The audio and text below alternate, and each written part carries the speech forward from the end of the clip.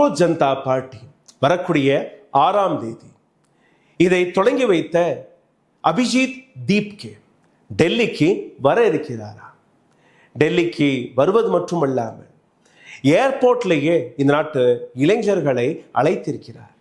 ஏர்போர்ட்ல இருந்து நேரடியாக டெல்லியில் இருக்கக்கூடிய பார்லிமெண்ட் ஸ்ட்ரீட் அங்க இருக்கக்கூடிய போலீஸ் ஸ்டேஷனுக்கு போய் ஜந்தர் மந்தரில் போராடுவதற்கான அந்த பர்மிஷனை கேட்க போறாரா? இது ஒரு செய்தி மட்டுமல்ல. இந்த ஆன்லைன் கேம்பெயின், இந்த காக்ரோச் ஜனதா பார்ட்டிக்கான எந்த விதமான முகமும் இல்லாமல் இருந்ததோ அவர்களுக்கு ஒரு மிக பெரிய முகம் அடையாளம் கிடைத்திருக்கிறது. சோனம் வாங்சூ நண்பன் என்ற ஒரு படம் வந்தது, 3 Idiots ஹிந்தியில். ராஞ்சோ என்கிற கேரக்டர் இவரை பார்த்து இவருடைய இன்ஸ்பிரேஷன் வழியாக உருவான அந்த கேரக்டர் இந்த நாட்டு இராணுவத்திற்காக, இந்த நாட்டு ஏழை குழந்தைகளுக்காக, இந்த நாட்டு கல்விக்காக ஏராளமான விஷயங்களை செய்த ஒரு கிரெடிபிளான நபர். லத்தாக்கில் ஹிந்தி கூட தெரியாத மாணவர்கள், ஆங்கிலம் புரிந்து கொள்ளாத மாணவர்கள் அவர்களுடைய மொழியிலேயே எப்படி பாடத்தை நடத்தலாம் என்கிற விஷயத்தை எடுத்து வைத்த ஒரு மகான். ராமன் மேகசேசே வினர். உலகத்தில் ஏராளமான அவார்ட்ஸ் இவருக்கு கிடைத்திருக்கிறது. அவர் வெளிவந்து காக்ரோச் ஜனதா பார்ட்டிக்கு நான் களமிறங்குகிறேன், நான் என்னுடைய தலைமையில் டெல்லியில் நடக்கக்கூடிய இந்த போராட்டத்தை நான் நடத்தி காட்டுகிறேன். 6 மாதங்கள் வரை நரேந்திர மோடி அமித்ஷாவுடைய சதித்திட்ட அந்த வலையில் சிக்கி NSA போன்ற சட்டத்திற்கு கீழே, ஒரு தீவிரவாதிகள் மீது போடக்கூடிய சட்டத்திற்கு கீழே சோனம் வாங்சூவை கைது செய்தார்கள். காரணம் என்ன? லத்தாக்கில் இதே ஜென்சியை திரட்டிய, இதே ஜென்சி வழியாக ஒரு அமைதி போராட்டத்தை நடத்திய சோனம் வாங்சூ இந்த நாட்டு சட்டத்தை, இந்த நாட்டு அரசாங்கத்தை தட்டி கேட்டார், மக்களுடைய குரலை ஒலித்தார். அதே சோனம் வாங்சூ டெல்லிக்கும் வரப்போகிறார் என்கிற அந்த விஷயம் வெளிவந்த உடனேயே, காக்ரோச் ஜனதா பார்ட்டியுடன் அவர் நிற்க போகிறார் என்று தெரிந்த உடனேயே, காக்ரோச் ஜனதா பார்ட்டிக்கு ஒரு முகம் கிடைத்துவிட்டது என்று தெரிந்த உடனேயே ஒட்டுமொத்த பிஜேபி, நரேந்திர மோடி, அமித்ஷா அவர்கள் நடுநடுங்கக்கூடிய வேலையை பார்க்க தொடங்கிவிட்டார்கள். சோனம் வாங்சூ அவர்கள் என்ன கூறினார்? நீங்களே கேட்க போறீர்கள். ஒரு அமைதி போராட்டம். இந்த போராட்டத்திற்காக அபிஜித் தீப்கே இந்த அனௌன்ஸ்மெண்ட்டை கொடுத்திருக்கிறார். Cockroaches Rancho will join peaceful protest on June 6. 6ஆம் தேதி காக்ரோச்சஸ்களுடைய ரான்ச்சோ, 3 Idiots உடைய ரான்ச்சோ எங்களுடைய இந்த போராட்டத்தில், அமைதி போராட்டத்தில் களமிறங்க போகிறார். இந்த ஒட்டுமொத்த விஷயத்தை நீங்க புரிந்து கொண்டீர்கள்னா ஜந்தர் மந்தரில் என்ன நடக்க போகிறது, காக்ரோச் ஜனதா பார்ட்டியுடைய சப்போர்ட்டர்ஸ்கள் எந்த அளவில் வரப்போகிறார்கள், அபிஜித் தீப்கேவுடைய அந்த முகம் மட்டுமல்ல சோனம் வாங்சூடைய முகத்துடன் இந்த போராட்டம் எப்படி ஒரு மிகப்பெரிய பிரளயத்தை கொண்டு வரப்போகிறது என்கிற அனைத்து விஷயத்தையுமே நாம் பார்க்க போகிறோம். அதற்கு முன்பு சோனம் வாங்சூ என்ன பேசினார் அது நீங்க கேளுங்கள். ஹிந்தியில இருக்கு. அதற்கான தமிழ் மொழி மாற்றத்தை பக்கத்தில் நான் எழுதியிருக்கிறேன், படிச்சு தெரிஞ்சு கொள்ளலாம். पिछले 4 दशकों से मैं शिक्षा के ही क्षेत्र में अपनी जद्दोजहद करता रहा हूं। जैसे ही मैंने इंजीनियरिंग खत्म की, मैं शिक्षा को सुधारने में ही लगा, वो भी सरकारी स्कूलों में, दूर के गांव में। School books teach them, for example, how to make tea. And they can easily produce that back in their answer books. You see, first boil the water, then put the tea leaves and put the milk and things. But they can only write that on paper. They cannot make tea. और जब मैं कुछ बदलता नहीं देखता हूँ तो मायूस हो जाता हूँ, कुछ करने की जरूरत महसूस करता हूँ। तो बड़ा मसला है, हो क्या रहा है हमारे शिक्षा के साथ। बहुत अच्छे नीतियां आ रही हैं जिनसे मैं बहुत खुश हूँ। नई शिक्षा नीति आप लोगों ने देखा होगा, मगर उस पे अमल कितना हो रहा है, ग्राउंड पर, जमीन पर कितना उतर रहा है, उसे देख के मैं बहुत मायूस होता हूँ। तो मैं तो आ रहा हूँ दिल्ली आप लोगों से जुड़ने के लिए, दीपके जी से जुड़ने के लिए। आप भी बताइएगा क्या आप आ रहे हैं।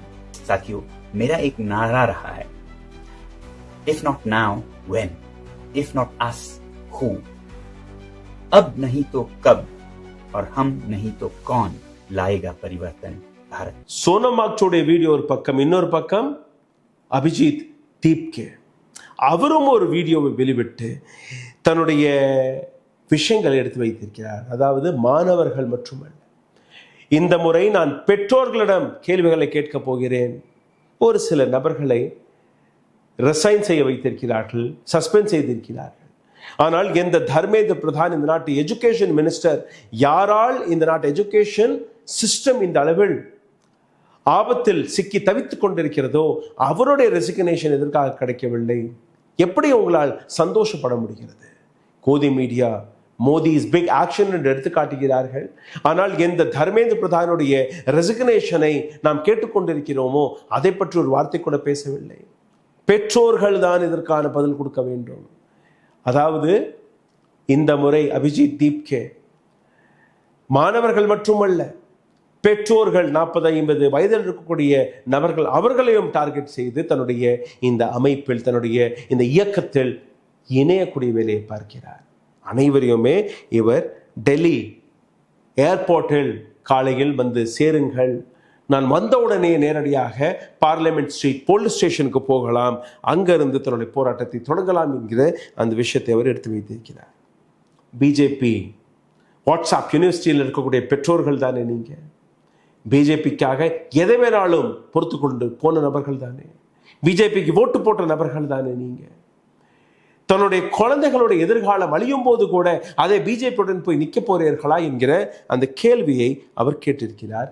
நீங்களே கேளுங்கள். அதே போன்று தமிழ் மொழி மாற்றம் பக்கத்திலே இருக்கு, பாருங்கள். तो सभी पेरेंट्स से मेरी अपील है, आप चाहे किसी भी पार्टी को सपोर्ट करते हो, लेकिन मुझे नहीं लगता कि आपके लिए आपके बच्चों से ज्यादा कोई और चीज इंपॉर्टेंट हो सकती है. तो आप लोगों को सोचना होगा कि क्या हमें एक ऐसा सिस्टम चाहिए जहां पर हमारे बच्चे सुसाइड करते हैं और वहां पर कोई सीरियस एक्शन नहीं लिया जाता है, बस कुछ लोगों का ट्रांसफर करके मामले को दबाने की कोशिश की जाती है. காங்கிரஸ் ஜனதா பார்ட்டியோட 22 மில்லியன், அதாவது கிட்டத்தட்ட ஒரு 2.25 கோடி மக்கள், அவ்வளோ பெரிய நம்பர். காங்கிரஸிற்கு அந்த நம்பர் கிடையாது, பிஜேபிக்கு அந்த நம்பர் கிடையாது, டிஎம்கே, ஏடிஎம்கே, டிஎம்சி யாருக்குமே அந்த நம்பர் கிடையாது. ஆனால் இந்த நம்பர் ஒரு அமைப்பிற்கு கிடைத்திருக்கிறது. இந்த நம்பர் இந்த அமைப்பிற்கு கிடைத்திருக்கிறது. அப்போ இந்த அளவில் மக்களுடைய அந்த கோபத்தை புரிந்து கொண்டு அரசாங்கம் இளைஞர்களுடன், மாணவர்களுடன் பேச்சுவார்த்தை நடத்துவதற்கு வருகிறார்களா? தர்மேந்திர பிரதானுடைய ரெசிக்னேஷனை வாங்க போகிறாரா நரேந்திர மோடி? கிடையாது. இப்போ சோனம் வாங்சு வந்தார், அவரை மறுபடியும் கைது செய்வார்கள், லத்தாக்லே கைது செய்வார்கள், டெல்லிக்கு வரவே விட மாட்டார்கள். இன்னொரு பக்கம் அபிஜித் தீப்கேவை கைது செய்தாலும் அவர் ஹீரோ. அப்படி அவரை இந்த போராட்டத்திற்கு அனுமதி கொடுத்து ஜந்தர் மந்தரில் போய் அவரை இந்த போராட்டத்தை நடத்தவிட்டாலும் அவர் ஹீரோ. அதாவது அபிஜித் தீப்கே அல்ல, இந்த அமைப்பில் இயங்கிய ஒவ்வொரு நபருமே இன்னைக்கு இந்த நாட்டுடைய எதிர்காலம், இன்னைக்கு இந்த நாட்டில் இருக்கக்கூடிய அந்த எஜுகேஷன் சிஸ்டத்திற்காக போராடி வருகிறார்கள். பல்வேறு நபர்கள் இதற்கான முயற்சியில் இறங்கும் போது அரசாங்கத்துடைய வேலை என்னவாக இருந்திருக்க வேண்டும்? அரசாங்கம் அவர்களை கைது செய்ய போகிறது. ராமன் மேகசேசே அவார்டு உலகத்தின் ஒரு மிகப்பெரிய அவார்டு. அந்த நபரை நீங்க எந்த அளவில் ஹேண்டில் செய்தீர்கள்? சோனம் வாங்சுவை எப்படி நீங்க கைது செய்தீர்கள்? சோனம் வாங்சு அவர்களை எப்படி நீங்க கைது செய்தீர்களோ அதே போன்று அபிஜித் தீப்கே அவர்களையும் கைது செய்தீர்கள்னா இளைஞர்களுடைய இந்த போராட்டம் ஒரு மிகப்பெரிய அளவில் வெடிக்கப் போகிறது.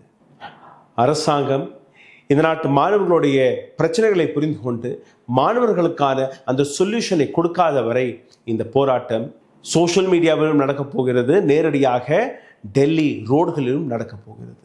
சிந்தித்து பாருங்கள். நன்றி, வணக்கம். ஊடகம் கார்ப்பரேட் அரசியல்வாதிகளின் கைப்பாவையாக, அடிமைகளாக இருந்தது போதும். இனி சாட்டை எடுத்து சுழற்றும் நேரம் வந்துவிட்டது. ஊடகம் பொதுமக்களாகிய உங்களுக்காக, உங்களாலேயே இயக்கப்பட வேண்டும். ஊடக சுதந்திரத்திற்காக உங்களின் பங்களிப்பை இன்றே அளித்திடுங்கள்.